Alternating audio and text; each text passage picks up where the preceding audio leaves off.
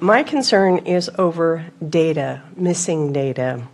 According to Lauren Bars, in 25 to 28, there were 10 Planning Commission appeals filed and no City Council calls for review.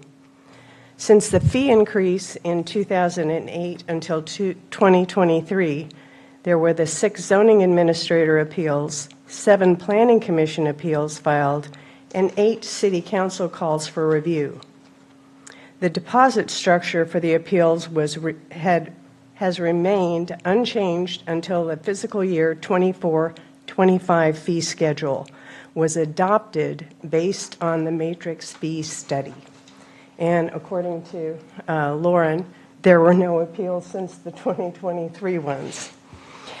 My concern is over the matrix fee study, which was not easy to find on the website. In fact, what I did find was listed as item 2.1, presentation, updated 28 March 2025. And what that was a fee study results presentation. The presentation is barely 7 pages of notes and references an attachment with detailed data. Said attachment is not attached to the presentation and was not discoverable on the website, at least not by me. And I'm pretty good at finding hidden things.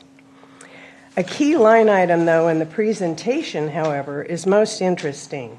It says, typical considerations for lower cost recovery is given to fees that encourage compliance, i.e. water heaters, etc., and remove barriers from entry, appeals, etc. The full underlying data from this study, which is the basis for your fee schedule, must be made available to the public. Additionally, there is a great deal of fiscal responsibility data missing from the minimal and guided statistics presented. For example, who file these appeals? Residents, developers, others? How many of these appeals were successful? How much money was returned on successful appeals? How many of the appeals failed?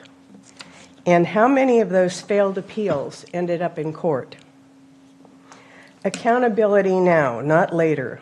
When staff hides the full matrix analysis and presents a narrow engineered narrative, the public cannot meaningfully evaluate trade-offs or hold decision makers accountable.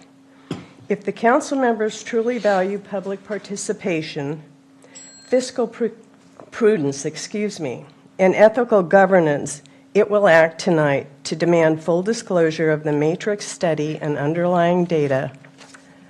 It'll remove the immediate financial chokehold on appeals with a temporary reduction or waiver, and commission an independent, transparent study now with Sunset Development's role as a central focus. Thank you. Thank you.